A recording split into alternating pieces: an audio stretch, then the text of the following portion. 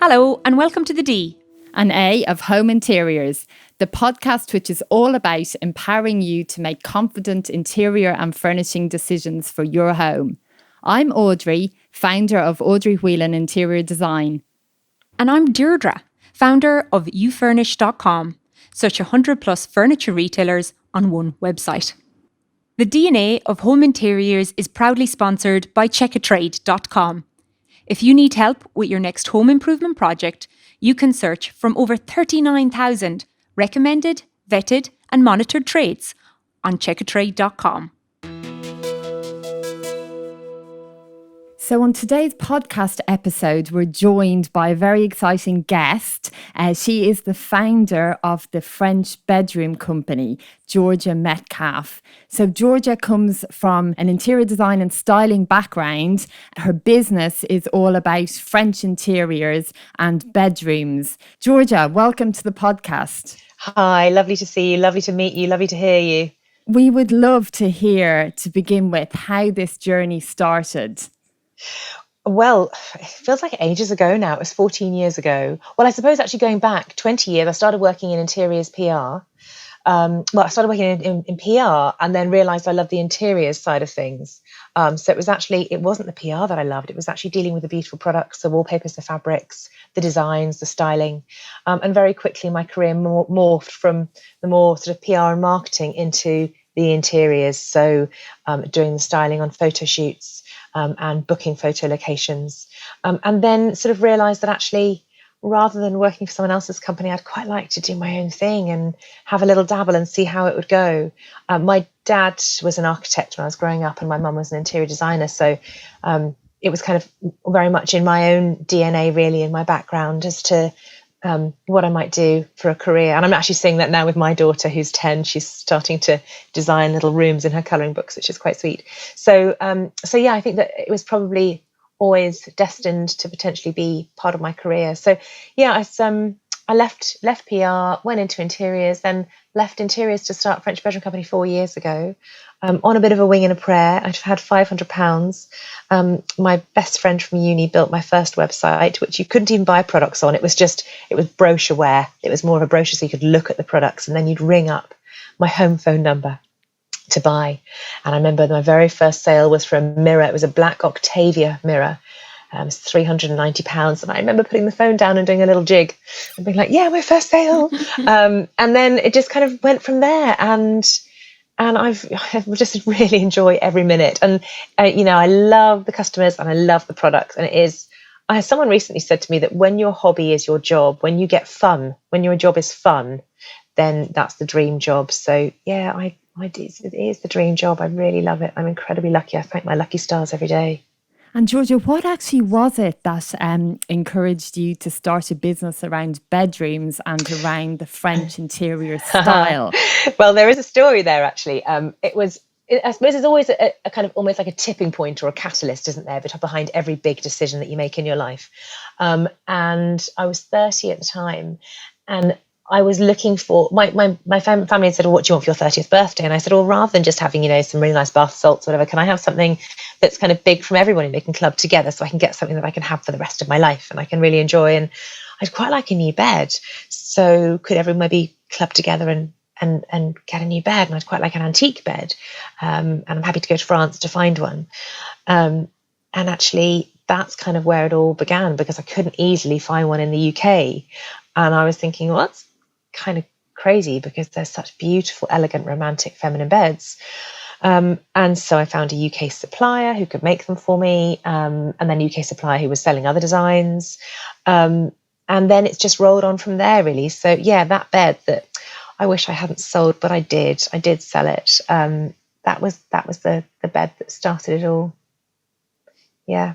And so it went from there. And then I think beds, furniture, and then went to lighting, then went to rugs, and then accessories, small gifts, and bed linen, cushions, throws, mattresses, plastic-free mattresses, sustainable mattresses, biodegradable mattresses, and we've kind of diversed and evolved as the 14 years have gone on, whether it's types of products or how products are made and the provenance and sustainability. But that's probably a separate subject. But yeah, no 2 weeks, no 2 days, no 2 hours are the same. No, that's amazing. I love that story. And I think it's really resonates, especially I think with a lot of people that buy furniture. They remember a point in time where they were when they bought a lamp, where they were when they bought a rug. Yeah. That, they splurged as a birthday present or something like that. And then every time they see that product in their home, they're brought back to that moment. And I think that's such a lovely idea. And it sounds like that was your sort of your 30th birthday present. So every time you would see that bed, it's reminding you of the 30th birthday, which I think is fabulous. It's like the landmark in my life. It was like, that's my 30th birthday present. And I do the same when I go on holiday. I always buy, whether it's a new set of salad servers made of carved olive wood or a pair of lovely leather sandals. I always buy something that I can take home and use when I want to, sitting in England on a dreary February afternoon, be taken back to those lovely blue Aegean seas and the warm breeze against your skin. Sounds good. And Georgia, so you've obviously moved on in terms of the website you now have, which has a lot more functionality. Which you can buy from now. Yes, you can actually buy. So that's brilliant. I am curious to know, do you have any showrooms or have you ever had any physical retail space? Yeah, we always did. We always had a physical retail space until about 2 years ago. And we closed it because we felt that actually we really loved seeing customers. And it was great to chat to them about their interiors because ultimately everyone who works at French Bedroom Company has a passion for interiors. So it's always lovely to talk to customers. But actually we found that it was taking maybe 2 to 3 hours to look after customers. But then actually, which was fine. That was no bother at all. And we loved that. But actually, we were getting huge orders overnight from places as far away as the US, internationally, or Scotland in the UK. And actually, customers were getting a lot more savvy, a lot more knowledgeable, whether it's through Instagram or creating Pinterest boards, magazines, or just the massive interiors programs on TV. I mean, there's so many shows about French chateau or DIY.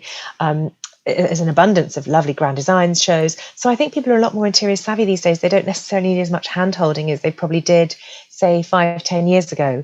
So the demand and desire for those long styling advice appointments had dwindled somewhat. So we thought actually best to put our time into photography, making the photo shoots as good and as extensive as we can, and as abundant as we can. So we have as many photo shoots as we can a year. And sometimes we have huge shoots that last 3, 4, 5 days with big beds.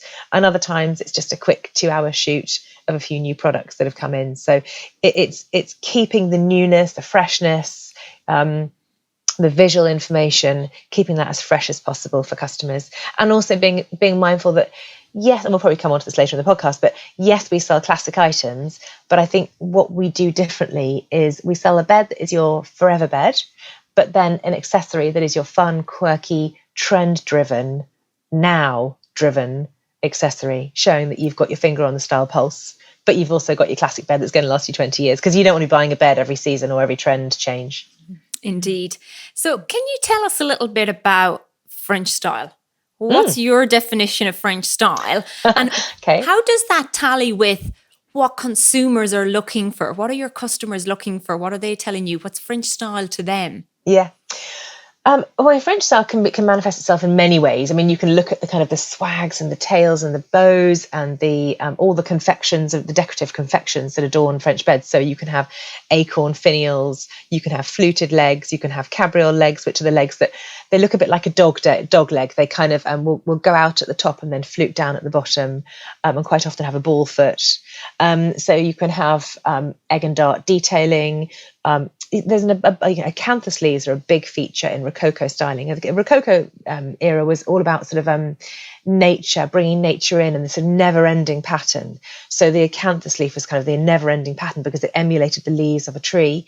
So quite often you see that in Rococo styling. So you can have an abundance of decorative confections on products. However, some of the prettiest and most simplest French styling, I think, is just a beautiful wooden frame with an upholstered center. So if you look at a bed, for example, you can just have a thin wooden beaded frame that might have a little small area of carving either in the centre as a centre crest or on the shoulders of the bed, so the top edges, the top right and left edges of the bed.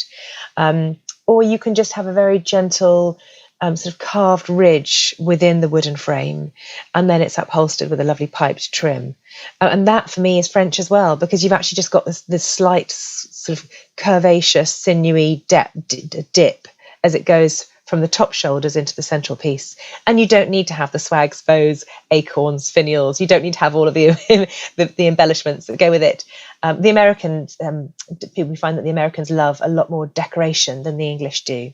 So that the American market will buy the very decorative pieces. But Deirdre, to answer your question, customers I find in the UK right now, when they're looking for a classic French style, they're looking for something that is genuinely timeless. So it doesn't even necessarily need to shout French. It just shouts beautiful, feminine, romantic, pretty, timeless, and that will manifest itself in just a gentle dip and curve of the wooden frame headboard. Yeah, I always think of the products, they're sort of delicate in one way, and I'm going to use an analogy of a horse. I was always amazed as a kid, it's got such a big body and such thin little legs. And I think it's sort of reflective of, if you think of the wardrobes and they've got these thin, delicate legs, but actually they're so structurally strong.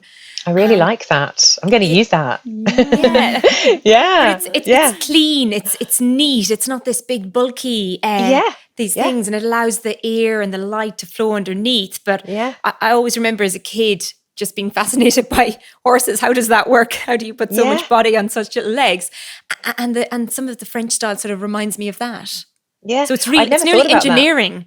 That. And actually, looking at the hind legs of a horse, you've got this enormous top thigh muscle that supports the body, and then it goes down to the thinner legs, and it's a bit like a piece of French furniture. You've got the kind of the top bit as the cabriole leg. You've got the top bit, and then it goes down into the thinner leg bit at the bottom, and then you've got the ball at the bottom, which is a bit like the hoof. So it's very close in very many ways. Yeah, lovely analogy. And Georgia, when you were talking about the fact that you no longer have showrooms, I'm really intrigued to know, with all the people who are purchasing online, how much kind of conversation is there or communication before the purchase? So do people usually get in touch wanting to have a conversation about what they're looking to purchase, or is it more instantaneous? Less now than they used to. And I think that's probably for two reasons. People are, now more than ever, as a result of COVID, more used to buying online. So they don't, I think we used to get calls from people just to say, just checking that you're really who you say you are, and you're real, and that it's okay to buy online, because our demographic might be sort of maybe 30 to 65, and you might get a lady who hasn't shopped online before and is a bit nervous about giving out her credit card details online, and understandably so. So she'd call just to make sure that it was all kind of safe and above board. But we don't get that anymore. And I think that's because people are just in this culture of buying everything from toothpaste to light bulbs to groceries online. So they don't need that trust stamp. And then I think the second reason probably goes back to, potentially there's a third reason. Potentially the second reason could be they don't have time for a conversation. And are we a conversation community these days? Do we converse as much as we used to? Because we've got WhatsApp. Do we WhatsApp our friends instead of phone them? I know I used to speak to my girlfriends once a week, and these days I'll WhatsApp them a few times a day instead of that phone call.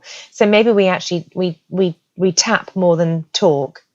And then I think the third reason goes back to what I was saying earlier about people being more okay and au fait with interior styles and where trends are, and they don't need to discuss what lampshade will go with what bedside table, with what bed linen, etc., because they're aware. And potentially there's another reason. Potentially our photography, I talked earlier about how we do more photo shoots, so potentially we try and style each product. For example, our Chateau Neuf rattan chair is one of our best-selling items of all time. We've got between 20 to 30 photographs of it on our website, and they'll be showing it in different lights. So artificial light, natural light, morning light, midday light, evening light. to show how the rattan, because it's being a rattan, it's kind of got a wooden tone to it. And those lovely warm hues will really change. So, for example, the morning light is quite a nice bright light. And then the evening light is a very orange light. So that'll bring out the orange hues. And then as the evening comes and the artificial lights go on, then you'll get an even more yellower hue to it. So showing how the wood colours change through the day. And then also we'll style it in a myriad of ways as well. So people can see it styled with potentially a contemporary bedside table or a more traditional bedside table or a reclaimed bedside table. So you can kind of go down the boho elegant route, you can go down the French route, or you can go down the modern route. And I think, probably changing subject ever so slightly, I think it's that is the beauty of a lot of our products, is you can pair them with so many different styles.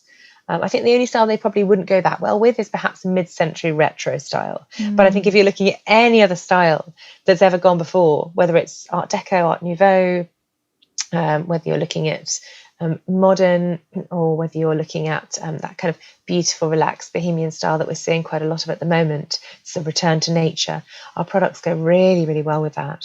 So yeah, they will transition as you go from style to style through your life. And that's why we do call it your forever bed, because it goes with you throughout your styles.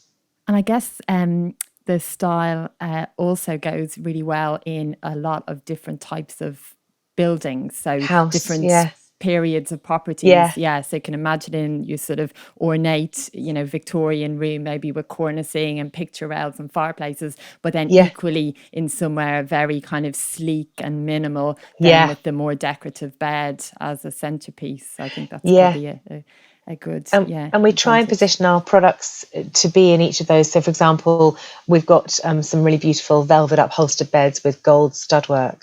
And they look lovely in those kind of contemporary, sleek, modern interiors. And then, like you were saying, the Victorian or the Georgian interiors, they'll look lovely with all of our more decorative items. But then that Chateauneuf rattan chair I was talking about looks great in a farmhouse kitchen, because it's lovely and bohemian, but it's still got the gentle edges. So it really will go with you. It will go sit next to the Aga, or it will sit next to your swanky London apartment as well. So it's transitional. And one thing I noticed on your website, which I was very happy to see, was that you do say you can send out samples of fabrics and wood finishes. So I have this conversation, so many times with clients, because although it's obviously really, really helpful to have good photography, people can still sometimes be caught out by what they think will be a certain colour or a certain texture. Definitely. And because they haven't seen it for real, then, they don't really know what to expect until it arrives. So I think it's so helpful to have samples available for customers to be able to see that in advance. But do you find that many people do order samples? Yes, we're getting about probably 3 or 4 times more sample requests than we were 6 months ago. And that's reflecting sales. But it's definitely people wanting more samples. And maybe they've got more time to sit at home and put mood boards together or Pinterest boards together. I like to think they have, because it's a lovely thing to be able to do. But I totally agree. It's so right to see. And again, talking about the light change from the morning to the midday to the evening, and then the artificial light of the evening, you want to see how that sample is going to change as the light in your room changes. Because I know from my house, the light will change dramatically in some rooms. And also, if you're buying a grey bed, if you're putting that grey bed in a grey room, there's so many shades of grey, as we know from the book, but there really are so many shades. There's the warm shades, there's the blue shades, there's the pink shades. So it's really important to make sure that you've got, if you what you think is grey on your walls, and then you buy a grey French bed, French grey is actually quite a taupe fawn grey. It's on the warm spectrum. Whereas if you've bought, say, a Farrow & Ball grey that you think is actually quite normal grey, but actually you realise it's very blue as a grey when you put the French taupe grey next to it. So it's really important to get everything in the same room, in the same light. And I'm really interested to know then, what percentage of customers might actually order a sample versus those that don't? Because there's a lot of people out there that sort of, you're like, no, I like it, I'm just going to go for it. Or do you find that actually, is it like 10% or would it be more? Well, I mean, we don't have samples of everything. So, for example, we don't have samples of our bed linen. But if we just look at the furniture category, I'm going to make a guess, and I'm going to go and say, do you know what, your 10% is probably not that far off, actually, Deirdre, I'd say.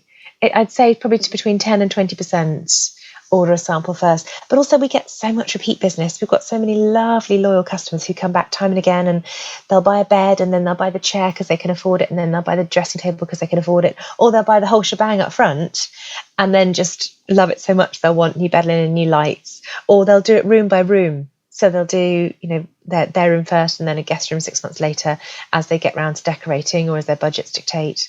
So they might not need samples because they've already seen the quality and finish and colour of our products anyway. I think that's such a fabulous point, because actually it must give you and the team a lot of satisfaction because somebody is truly happy if they're coming back to we've got some add another piece customers. Or to do another room. And I'm sure Honestly, they share the images and what they're doing. They do. And to feel that joy, it's infectious, no doubt. Some of them I actually really think that one day I might actually just send them all dinner invitations and just go out for a big dinner, because they are just, some of our customers are so incredibly lovely. And, you feel like their family situation, the name of their dog. And so, it's really lovely to go on that journey with them. And the girls in the customer service department love that. So it's really nice. It's very heartwarming to see how happy our furniture makes our customers. It's lovely. Quick shout out for our sponsor, checkatrade.com. Search recommended tradespeople online with checkatrade.com. And what trends are you seeing since COVID, since lockdown? What changes in customer behaviour, buying habits? What products are flying off the shelves? Well, there's a real dichotomy going on, because I'm sort of old enough, I've been around long enough to remember that recession of 2007 and 8. And at that time, I noticed a huge change in buying habits. And also when I worked in fabrics and wallpapers, anytime there is a recession or there's any kind of economic instability, you notice a change towards warmer, natural, neutral, calming, earthy tones. So the browns, the creams, even the oranges, the taupes, fawns, beiges. People make that return to nature because we get that pull, we get that, if you want to relax, you put your eyes to green and brown because they're relaxing natural tones. Certainly bright red and bright blue and gold doesn't relax you. It's fun, it energizes your eyes, but it's not relaxing. And people they crave that stability and that relaxation. So I remember, back in 2007-8, we noticed the change towards browns and neutrals. And we're saying exactly the same thing happening again. If you're passing your local florist and you look through the window, you'll see dried pampas grass, dried thistle heads, lots of dried leaves, a real change and shift towards dried flowers and bringing the outside in. And that's not just because we're approaching autumn. That's actually a trend. So we're working at the moment with a lot of brown velvet, a lot of natural woods. Yesterday I was working on 3 new beds that we're about to launch. Well, we're set to launch in a couple of months' time, that are brown wooden framed. So in terms of asking about whether the trend has changed in products, yes, it definitely has and definitely is. And then in terms of buying habits, well, I would say that in times of economic instability, people would probably close the purse strings somewhat, but we're not finding that right now. And I think that's driven by 2 things. I think that's people sitting in their homes going, I'm at home, I can't go out, I can't go to my favourite restaurant. I've been entertaining at home because my family have come here because we didn't want to meet them in a public space. So instead of paying for a hotel, we bought a new bed for the spare room. And then holidays are cancelled.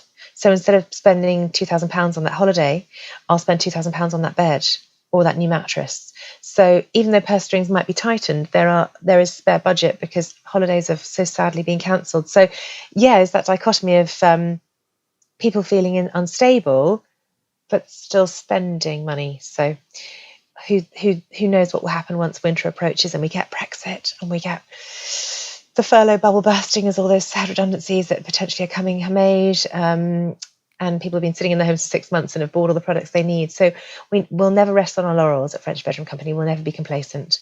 We'll always understand our customers and their needs and understand the environment in which we're working and be as sympathetic and empathetic to that as we can. On the subject of nurturing ourselves and relaxing, I wanted to talk to you about bedding. So I feel like there's an increase in awareness around silk bedding. And sometimes people ask me questions about it, but I have to say it's something that I haven't looked into that much. I don't know much about. So I thought you might be able to give us a bit of background on that subject. Yeah. So I can wax lyrical for hours about fabric. I love it. So silk was it was actually invented in China 3,000 years ago by an empress who was having some tea, and a silk cocoon fell into her tea. And as she pulled it out, she could see the silk's web unraveling. And so she ordered for a robe to be made in the spun silk, and that's how silk was invented. And then it was discovered, and that's how the silk route became from China across to India. And they took the silk to India and almost stole the designs and stole the silk. And you'll notice Indian silk is much newer and different in quality, not necessarily worse, just different in quality to Chinese silk. So there's huge variations. And you get, for example, the slub in a silk, which is when you get those they almost look like little knots. It's not a smooth silk. You've got the kind of undulations in the fabric. And what you've got is so fabric is made out of threads that go up and threads that go across. So one is called the warp and one is called the weft. And so what they do is they spin silk differently with slubs in. They include double cocoons. So you get 2 larvae in 1 cocoon. The larvae are actually attached mouth to mouth. It's quite sweet. They're like little Siamese twins in there. You need to be quite careful to ensure that your silk comes from an ethical silk farm, because there are some unethical ones out there. So that's something to consider. It's something we're very mindful in our compliance at French Bedroom Company. But yeah, so it's the way silk's made is absolutely fascinating. It really is. It's of all the fabrics, it's really, really fascinating. So silk, in terms of what it does for you, it's really good for your skin because it actually contains proteins. It won't wick away the natural oils on your face like cotton does. So cotton is very moist, like bamboo, and cotton is moisture wicking, which is why it's great for exercise, fitness wear, because it takes away your sweat, whereas silk won't do that. Try working out in a silk top and you'll notice. But it's really good for your skin because it means that it keeps the moisture in your skin, the oils in your skin.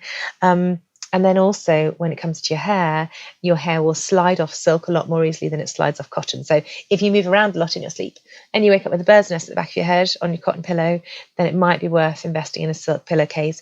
And they're not cheap. They're 40, 50 pounds. And you can machine wash them. I machine wash my silk pillowcase. Nothing survives in this house if it can't be machine washed or put in the dishwasher. That's my theory. So yeah, chuck it in the washing machine and it comes out fine. You don't even really need to iron it. You can just hang it over a rail or your washing line or radiator, and it will wash time and time and time again. But the one thing to be mindful of silk is because it's made of natural fibres, it will break down with sunlight. So if you keep silk, the same with any of our furniture, it's made of silk. So any of our beds or chairs that are upholstered in silk, if silk is kept in direct sunlight, the sun, the UV rays will break down the silk and it will split. So that's something to be mindful of. It's a slightly more delicate fabric, but I think even though what you kind of have to give up in terms of its high maintenance-ness, you get many more benefits to yourself in terms of skin and hair and feel. And it's so luxurious getting into, I don't have silk bed linen, but I do have a silk pillowcase, and it feels lovely. And actually, it's quite good for temperature control. When I speak to people about silk bedding, they're like, oh no, but it'd be awful hot and you'd be awful sweaty in there. No. But it's actually not, is it? No, it's actually the opposite. In fact, it's actually quite cold when you get into it at night. It's quite refreshing against your face because it is on the cold side, so it's lovely. Yeah. Well, as somebody who's got pretty curly hair, I must say that a silk pillowcase is definitely something that I would recommend because put on your Christmas list. Yeah, exactly. Anyone that's got curly hair, I'd really recommend it because it does mean that your curls are still intact the next day and they haven't had all that fraying against the material. It's true. You can actually get like sleep bonnets and they're made of silk and you put them on your head. And so, they actually will keep your hair in place. So that's exactly what the pillowcase is doing. And we sell it's a really nice gift, actually. It's called the Mulberry Silk Pillowcase. It's like a beauty box. It's £59. And that's actually, it's a really lovely box with a pillowcase in it. So it makes a lovely present for a mother or a best friend or a daughter. So that's a really luxurious thing. And it's not necessarily something you'd buy yourself because you might think, oh, it's too luxurious or indulgent. I can't justify that. But it makes a really lovely Christmas present. Great present idea. I think I'm going to remember that one. Yeah, it's quite a unique one. It's not your average kind of bath salts. And Georgia, you mentioned a few minutes ago about working on some new beds. So I'm curious to know, do you design your own products in-house, or do you buy in products, or what's the split on that? It's a bit of everything. We really like to design as many as we can in-house, so we've got as many kind of exclusive to us items, and also we want to put our own design stamp on things. We've got a really strong design team, so we use that design skill as much as we can. But also we do buy things from UK suppliers because it makes life easier. We can get things really quickly. But we do, I think probably about 80% of our beds are exclusive to us. Okay, amazing. And where are they manufactured? All over. We make beds in Westbury in Wiltshire. Some of our upholstered beds are made there. We've also got a factory up in Manchester. And then some of our beds are made in Indonesia. I don't know if you've ever been to Indonesia or to Bali specifically, where they do hand carving. They're really, really good at it. And it's one of those skills that's sort of passed down from grandfather to father to son. And if you've ever bought a piece of carved wood from your holiday in Bali, you'll know their skill is absolutely second to none. So they can recreate that French aesthetic, whether it's getting the tiny crisscross formations of an acorn finial, or whether it's getting the tiny bits of relief within an acanthus leaf. They're actually absolutely perfect at it. So a lot of our frames are hand carved by genuine artisans in Indonesia. It's a shame because it means that they have to come across seas to get to us. And of course, there is a cost environmentally to that. But having items cut, and this is the problem that all businesses face, having those items made in the UK would probably cost 8 to 10 times as much. So instead of a bed costing £1,500, it would cost 6 to 10,000. So it's that, where do you sit? But we do have beds made in the UK, and they tend to just be the upholstered, non-carved frame ones. So we do what we can for the environmental footprint, and it's something that we are constantly aware of, and just trying to work out the trade-off between what's acceptable to customers and their budget and what's acceptable to the environment and sustainability, really, and trying to find a balance between the two. And that's a really interesting point, because in my purchases, I have a very different attitude to maybe what I did 5 years ago. So I'd rather buy something that's quality and that will last longer, and, quality comes at a cost. You pay for what you get, is what my mum says. And I'm really conscious of that now, because although something might be cheaper, if I'm going to have to replace it 3-4 times, rather than actually paying a little bit more and buying something that will last, that's something I'm really cognizant of right now. You must be seeing that with your customers as well. I think everybody's become aware of the environmental impact. Yeah, and I think we are. I think when it comes to, for example, mattresses, and a lot of people don't necessarily think about, and I didn't either, until, as you say, Deirdre, about 5 years ago, the end of life impact of mattresses on landfill. So, we change our mattresses every 8 to 10 years. You've got a huge cubic volume of man-made, non-biodegradable fibres going into landfill. And so last year we developed the UK's first plastic-free mattress. Now, your average mattress will biodegrade in between 400 to 700 years, depending on what the fillings are made of.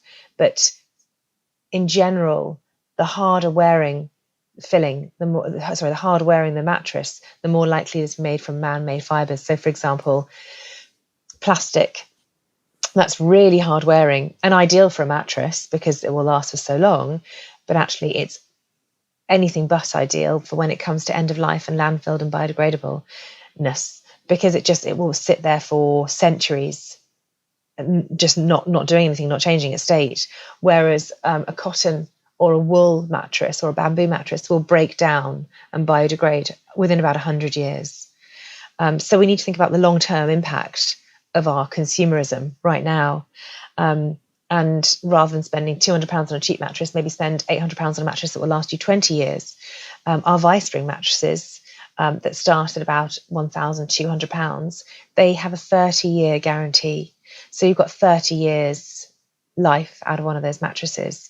And I think I worked that out to be something like 1.8 pence per night. So it's 1.8 pence you spend per sleep. So it's actually not a huge amount when we all look at cost per wear when it comes to shoes and clothes. So look at cost per night when it comes to a mattress. And not only are you doing good things for the environment, you're doing good things for your pocket as well, because you're spending maybe £1,200 on a mattress that will last you 30 years. But you could spend £400 on a mattress that will last you 10 years. So that's the equivalent of. But then every 10 years, you've got the hassle of rebuying a mattress, waiting in to having it delivered, taking it to the skip or getting it picked up by a house clearance company, and then the impact it has on the environment for the future generations. So when you do the maths and you look at it with all the facts as pragmatically as you can, then buying a mattress that's slightly more expensive that will last you 30 years is, I think, the better option by far. It's a hard pill to swallow up front, but then we offer interest-free credit, so. I was going to say it's worth it alone nearly for the hassle of having to try and get somebody to take away your mattress. And as you said, be at home for the delivery, the time looking. Why not spend that time with your family and have an extra day out, or go enjoy, take a walk?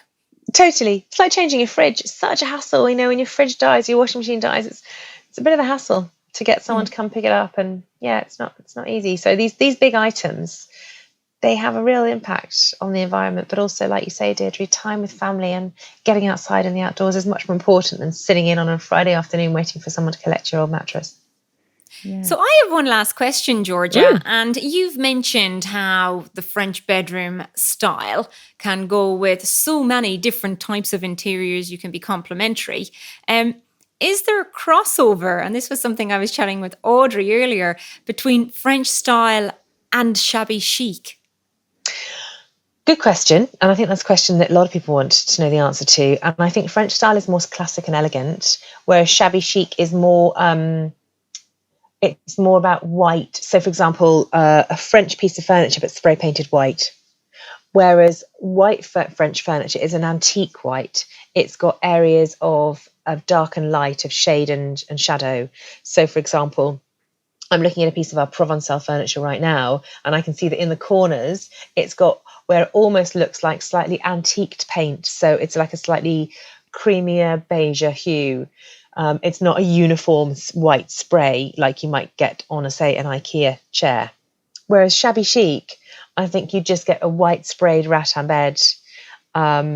It looks, shabby chic, I think, looks almost fresher in its colour because they use a pure white.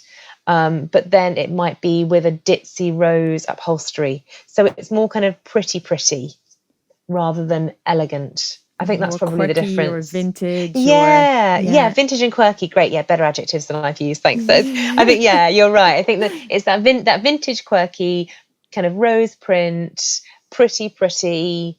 I think shabby chic is pretty, whereas French is elegant and romantic. And I think that if you look at a piece of furniture and think, can I genuinely imagine having that in 20 years' time? Am I genuinely going to have this stool with a pretty rose print in 20 years' time? Then that's great. That's the style for you, and that will have longevity. But if not, then it's a phase and a fad. And do you want to invest more than £100 or £200 in it? Yeah, I guess for a lot of people, they probably think of shabby chic more in terms of upcycling maybe, or kind of crafty, more DIY projects. Whereas I think French interiors does conjure up more of an image of heritage and sort of period homes maybe, or period buildings, and that kind of style. You could never look at a beautiful gold gilt framed chair with a damask upholstery and say that's shabby chic, because that's unmistakably Louis XV's, Louis XIV, XV or XVI piece. Whereas you could look at a piece of a white chair with a rose print fabric upholstery and think, that's not been close to Louis's Versailles, Chateau de Versailles. So I think, it's working out. But, everyone loves their own style. I mean, I know for me, I love white French furniture, but I also love the golds. And I also love bringing in some really quirky black gloss lamp. I love bringing in the quirkiness to my French interiors. So it's not all just about pure French on French. Yeah, I think that's what makes it so adaptable. Like you were saying, mixing the styles, but also being able to put it in different buildings, different styles of property. Of room. That mixing together is really good. Yeah, I agree. And I think that's what you put your style stamp on as well. You kind of say, yes, this is my classic room, but look at my quirky style. And I think, your room will really, if you allow it to, will shout your personality. It's a bit like artwork. When you buy art for your home, you don't really buy art. Well, hopefully you don't buy art because it's trendy. You buy art because you genuinely love it. Yeah. And you're going to look at it, and every time you look at it, it means something to you, whether it's a picture that your child or your grandchild has painted, or whether it's a picture that you bought on holiday because you saw it in a beautiful Grecian restaurant, or whether it's something that you found in a gallery that you went to with your mum, or whatever your reasons are. Art should really bring you joy. It's not saying I'm on trend. It's saying I love this. And I think that furniture should do the same for you as well. It's to bring you joy. It's not to show how trendy you are. You can do that with your latest dress or your handbag or your nail varnish. But your furniture should bring you joy. I think I would agree with that. And I think, people are becoming more back to that focus of what brings them joy because they're spending so much time in their home. So I think it's a good place.